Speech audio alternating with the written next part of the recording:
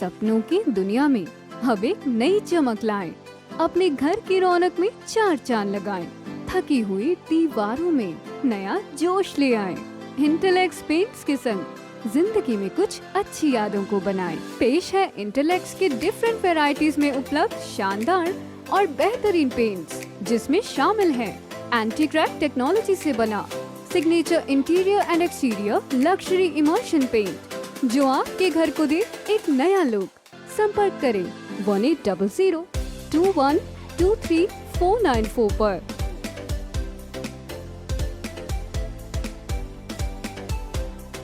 Accreditation के जो states थी उसका रिव्यू था और खुशी है कि डिस्पाइट एम्प्लॉयज़ कम होने के बावजूद भी तमाम डिस्ट्रिक्ट हेडक्वार्टर्स पे कंसोलिडेशन का अच्छा काम हुआ है।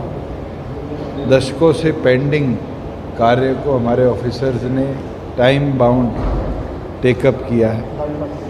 हमारे लगभग 7 ऐसे गांव हैं जो लिटिगेशन में आज हाई कोर्ट में लंबित है, उनको छोड़कर प्रत्येक गांव में स्कीम्स बनाने पर कार्य हुआ। कई गांव की स्कीम्स कंप्लीट हुई, कई गांव के अंदर कंसोलिडेशन कार्य पूरा कंप्लीट हुआ और ज़मीन पे भी जो कब्जा कार्रवाई है उसको टेकअप किया गया। कुछ गांव ऐसे हैं जिसको दिसंबर 2022 तक हम कंप्लीट कर लेंगे।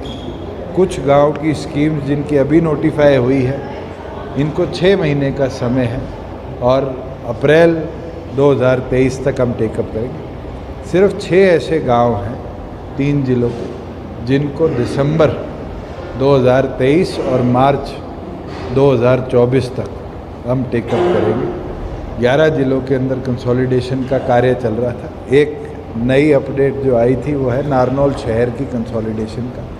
उसका रिव्यू दोबारा 10 तारीख को, क्योंकि ULB लिमिट भी 2 बार बढ़ चुकी है, उसको दोबारा टेकअप हम करने का काम करेंगे। साथ में जो नंबरदारों को आयुष्मान स्कीम के साथ जोड़ने का था उसका फाइनलाइज हो गया और लगभग अगले 15 से 20 दिन के अंदर जो MOU साइन होना है हेल्थ डिपार्टमेंट और रेवेन्यू डिपार्टमेंट में, और जो पैसा ट्रांसफ़र होना है ट्रस्ट अकाउंट में उसको ट्रांसफ़र कर नंबरदारों को आयुष्मान भारत की स्कीम का बेनिफिट भी हम समय अनुसार दिलवाएंगे।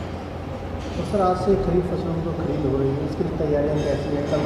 कल CM साहब की अध्यक्षता में सारे डिप्टी कमिश्नर, सारे एडमिनिस्ट्रेटिव सेक्रेटरीज जिनको ज़िले दिए गए हैं, तैयारियां पूरी तौर पर है। मंडियों के अंदर चाहे बारदाना हो और फैसिलिटीज़ हो वो पूरी पहुंचाई गई है। तमाम मंडियों में SOPs जो हैं उनके पोस्टर्स भी लगाए गए हैं। किसान भी अब खुद अपनी खरीद पे पोर्टल पे डाल सकता है कि मैं आज बेचना चाहता हूँ। उसको भी निरंतर जब तक क्लॉगिंग नहीं होगी उसकी सुविधा अनुसार हम अपडेट देने का काम करेंगे। एक चीज़ है, पिछली बार हम I-Forum की जनरेशन के बाद किसान को पेमेंट देते थे। गवर्नमेंट ऑफ इंडिया ने भी इसके रिव्यू लिया है और मुझे खुशी है कि अब किसान को I-Forum का इंतज़ार करने की ज़रूरत नहीं। जैसे ही मंडी से उसका अनाज एग्ज़िट पास के माध्यम से मिल्स की तरफ जाएगा, साथ ही साथ उसका पैसा ट्रांसफ़र करने की फैसिलिटी हम बनाएंगे। क्योंकि गवर्नमेंट ऑफ इंडिया ने जो रिव्यू किया था कि 72 घंटे या उसके बाद जो हम इंटरेस्ट के साथ पेमेंट दे रहे थे, लगभग 1.25 करोड़ के आसपास पिछले साल हमने किसानों को इंटरेस्ट दिया था, उसको भी गवर्नमेंट ऑफ इंडिया चाहती है कि हम लगभग 48 घंटे के अंदर टेकअप करें। और इस टारगेट को इस बार वॉर फ्रंट पे लेंगे कि एग्ज़िट गेट पास के 48 घंटे में किसानों के खाते में उसका पूरा पैसा हम पहुँचाएँ। ये खरीद के लिए मोबाइल ऐप भी लॉन्च किया गया है? बिल्कुल, किसान की सुविधा बढ़े। मेरी फसल मेरा ब्यौरा तो पहले ही मोबाइल पे अवेलेबल था, मगर खरीद की फैसिलिटी को पोर्टल के साथ साथ अब हमारे जो एंड्रॉयड मोबाइल हैं उसके अंदर हमने अवेलेबल कर दिया। क्योंकि समय कम था, एप्पल की जो एप्लीकेशन है उसको भी हम जल्द टेकअप करेंगे। सर, इंडस्ट्रीज आप देखते हैं जो एक NCR में एक बड़ा संकट आया गैप लागू होने के बाद से, काफ़ी इंडस्ट्री बंद होने की कगार पे है, क्या सोल्यूशन निकल सकते? क्योंकि समय कम था, एप्पल की जो एप्लीकेशन है उसको भी हम जल्द टेकअप करेंगे। सर इंडस्ट्रीज आप देखते हैं जो एक एनसीआर में एक बड़ा संकट आया है ग्रैप लागू होने के बाद से काफ़ी इंडस्ट्री बंद होने की कगार पे है, क्या सोल्यूशन निकल सकता है इंडस्ट्री? देखिए, पीएनजी सीएनजी के ऊपर CAQM ने आदेश दिए थे कि इंडस्ट्री मूव करे। स्टेट गवर्नमेंट ने उसके अंदर भी बेनिफिट दिया। बिल्कुल दिक्कत ये आई कि हमारे यहाँ पर 125 किलोवाट से बड़ा जनरेटर इंडिया में कोई मैन्युफैक्चरर नहीं मंगा रहा, मगर गवर्नमेंट ऑफ इंडिया ने भी इसमें ईज़ किया है कि इंपोर्ट फास्टर हो। जहाँ प्रतिबंध, क्योंकि एक NGT और उसके साथ सुप्रीम कोर्ट मॉनिटर्ड एक कमेटी कर रही है, स्टेट का से लिमिटेड होता है, मगर निरंतर हम चर्चा पे हैं। रिलैक्सेशंस के लिए हमने आग्रह भी किया है। पीछे NCR एरिया कम करने का भी आग्रह जो हमारा था, उसको लगभग केंद्र और दूसरे राज्यों ने माना है। ऑफिशियल नोटिफिकेशन आते ही मुझे लगता है बहुत सी इंडस्ट्री को इसका बेनिफिट मिलेगा। केंद्र से आग्रह करेंगे कि जो NCR का एरिया जल्दी वो बिल्कुल, आज के दिन जो पॉल्यूशन के मापदंड हैं और जो पिछले साल इस समय थे उसमें बहुत अंतर है, तो कहीं ना कहीं CAQM को भी अपने रिलैक्सेशन को बढ़ाना पड़ा। सर, हाल ही में आप प्रधानमंत्री जी से भी मिले थे, दिल्ली के दौरे भी थे आपके, ग्लोबल सिटी को लेकर के नई सड़क परियोजना। मैं पहले तो माननीय प्रधानमंत्री जी का धन्यवाद करूंगा कि एक आग्रह हरियाणा पंजाब दोनों ने मिलकर किया था केंद्र सरकार से। मैंने भी उनसे निवेदन किया था कि हमारे एयरपोर्ट का नाम शहीद भगत सिंह इंटरनेशनल एयरपोर्ट किया जाए और 9 दिन के अंदर हम उस फैसले को अमली जामा पहना पाए। और आज बड़ी खुशी होती है जब हम कोई भी चंडीगढ़ से फ़्लाइट लेता है तो वो शहीद भगत सिंह इंटरनेशनल एयरपोर्ट से उड़ान भरता है।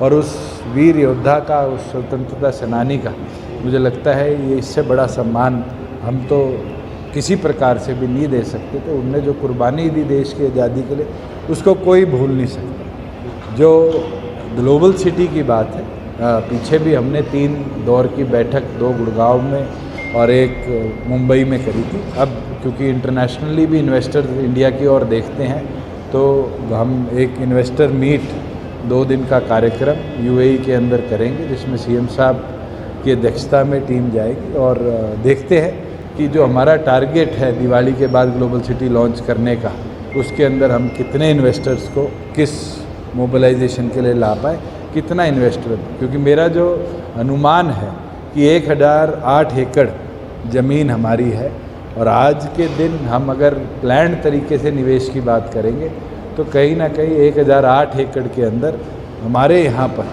50,000 से लेकर 1 लाख करोड़ तक का निवेश सिर्फ ग्लोबल सिटी में प्रॉपर तरीके से हम ला सकते आप भी जाएंगे सर दुबई दौरे पे? हैं। बिल्कुल। किसानों के सर मुआवजे को लेकर अभी क्या स्टेटस है? जो फसलें खराब हुई पिछले दिनों जो 2021 का मुआवजा था वो 3 अलग अलग किस्तों में हमने रिलीज़ किया है, जिसमें लगभग 52 करोड़ रुपया तो बालसमंद आदमपुर का था, लगभग 13 करोड़ या 14 करोड़ रुपया अलेवा और खेड़ी जालब का था, और उसके बाद 211 करोड़ रुपया कंसोलिडेटेड 5 जिलों का जो बैलेंस बचा था उसके लिए हमने सैंक्शन कर दिया। FD से भी चिट्ठी निकल चुकी है, डिप्टी कमिश्नर की ट्रेजरी में वो है, और धीरे धीरे अब किसानों को मुआवजा बांटा जाएगा। उसे पिछले साल का 562 करोड़ रुपया ऑलरेडी रिलीज्ड है।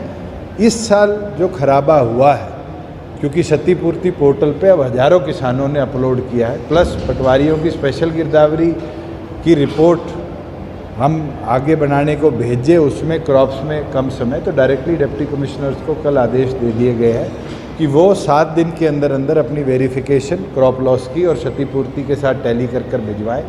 प्लस जो जनरल गिरदावरी की रिपोर्ट आएगी उस अनुसार, क्योंकि डेफिसिट रेनफॉल भी कई जिलों में रहा है और 3 दिनों के अंदर एक्स्ट्रा रेनफॉल हुआ है, तो इस कैलकुलेशन को देखते हुए जैसे रिपोर्ट आएगी उसका मुआवजा भी किसान। सर, एक पॉलिटिकल सवाल है, चुनाव की कई रनिंग आपने करवाई है और इसी में पंचायत चुनाव को लेकर संभावना है मंडे को अनाउंसमेंट हो जाएगी, आपकी क्या तैयारी है? दुष्यंत चौटाला या हरियाणा सरकार पंचायत चुनाव की अनाउंसमेंट नहीं, हरियाणा स्टेट इलेक्शन कमीशन इसकी करेगा। हमने लिखित तौर पर दे दिया, ड्रॉ लगभग सारे जिलों में कंप्लीट हो गए, BCA के भी, वार्डबंदी सारी कंप्लीट है।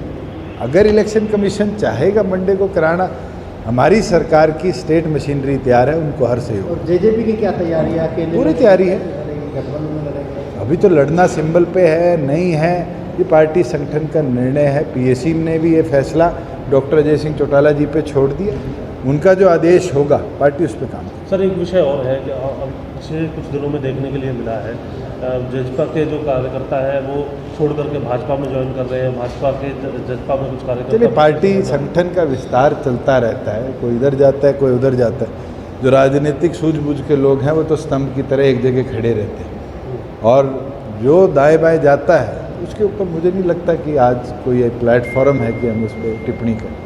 सर कांग्रेस को लेके क्या कहेंगे, लोग पूरा घटनाक्रम आपने देखा। अभी तो अध्यक्ष का चुनाव में भारत जोड़ो पे लगे लोग ही कांग्रेस तोड़ो यात्रा निकाल रहे, और मुझे लगता है ये अध्यक्ष पद के चुनाव के बाद क्या निर्णय आता है वो कांग्रेस का भविष्य तय करेगा। G23 छोड़ के भूपेंद्र हुड्डा जी मल्लिका खड़गे के साथ चले। वो तो जितेंद्र जी आप पूछिए हुड्डा जी से कि वो दल बदलने में इतनी स्पीड कैसे अपना लें।